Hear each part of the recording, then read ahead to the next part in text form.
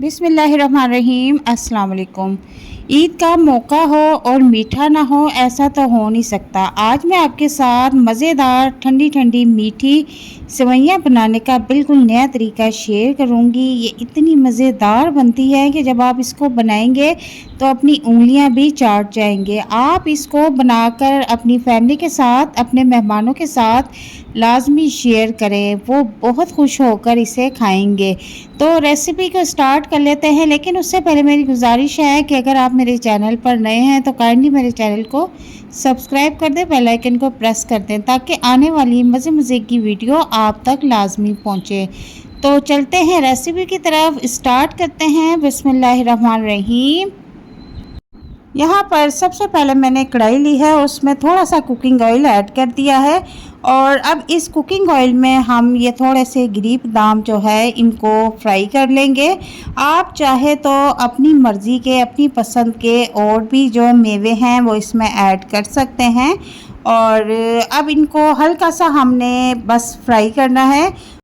हर चीज़ की क्वांटिटी साथ साथ आप नोट करते जाएं और गिरी बादाम को फ्राई करने से इनका जो टेस्ट है वो डबल हो जाता है और क्रिस्पी बहुत मज़े के लगते हैं। इनको अब हम निकाल लेंगे किसी बाउल में और एक साइड पर रख देंगे।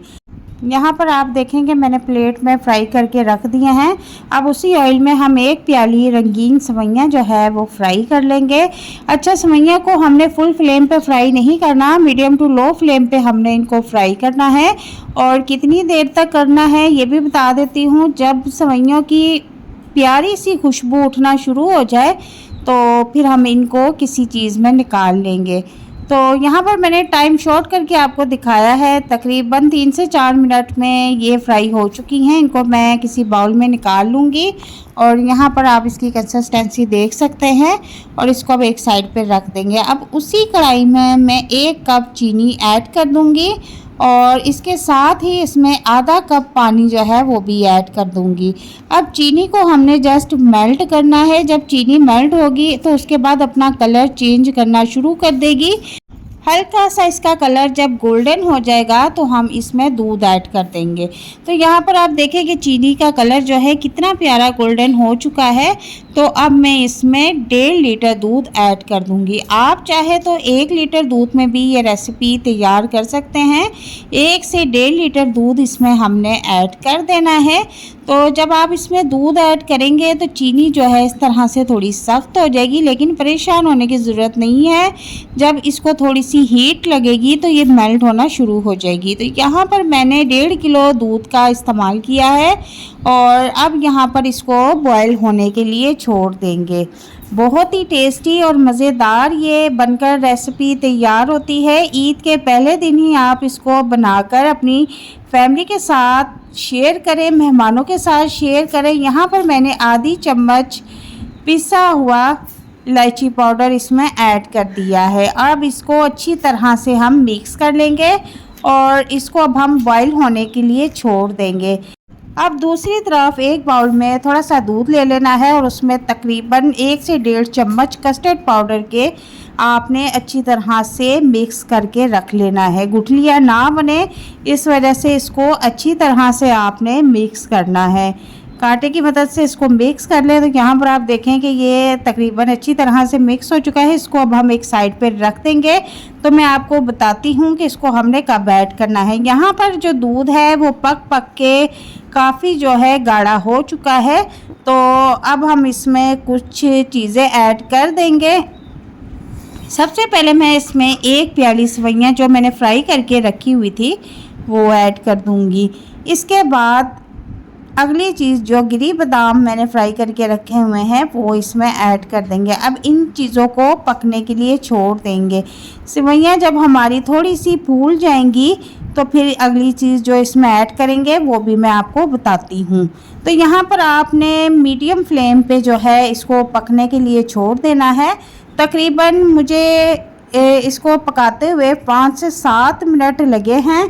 तो ये गाढ़ा होना शुरू हो चुका है। तो अब मैं इसमें जो कस्टर्ड पाउडर मैंने मिक्स करके रखा हुआ था वो मैं इसमें ऐड कर दूंगी। थोड़ा थोड़ा करके हमने इसमें ऐड करना है। ताकि इसमें गुठलियाँ ना बने। ठीक है, इस तरीके से हम इसमें ऐड कर देंगे। अब हम चम्मच की मदद से इसको मिक्स कर लेंगे। तो मिक्स करने के बाद इसको 2 से 3 मिनट तक मज़ीद पकाएंगे और उसके बाद इसको चूल्हे से उतार लेंगे। तो यहाँ पर आप देखें कि हमारी जो मीठी सेवइयाँ हैं वो काफ़ी गाढ़ी हो चुकी है और ठंडा होने के बाद ये मज़ीद गाढ़ी होंगी। तो इसी कंसिस्टेंसी पे हम इसको चूल्हे से नीचे उतार लेते हैं। अब रूम टेम्परेचर पर इसको ठंडा होने के लिए छोड़ देंगे और जब ये अच्छी तरह से ठंडी हो जाए तो हम इसको किसी सर्विंग बाउल में निकाल लेंगे। अब इसके बाद हम इसको फ्रिज में रख देंगे तकरीबन 3 से 4 घंटे के लिए, ताकि ये अच्छी तरह से ठंडी हो जाए। तो जनाब, हमारी मज़ेदार ठंडी ठंडी सेवइयाँ बनकर तैयार है। इस गर्मी के मौसम में ईद पर आप इस रेसिपी को पहले दिन ही बनाएं और जो है मुझे कमेंट में लाजमी बताइएगा कि आपकी ये रेसिपी कैसी बनी।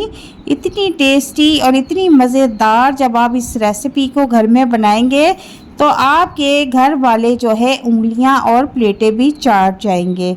बहुत ही मज़ेदार ये बनकर तैयार होती है। तो उम्मीद करती हूँ कि आज की ये रेसिपी आपको बहुत पसंद आएगी। रेसिपी पसंद आए तो इसे लाइक और शेयर ज़रूर कीजिएगा। तो मिलते हैं नेक्स्ट वीडियो में एक नई और मज़ेदार रेसिपी के साथ। तब तक के लिए इजाज़त चाहती हूँ। अपना बहुत सारा ख्याल रखना, दुआओं में याद रखना। अल्लाह हाफिज़, take care, bye bye, thanks for watching.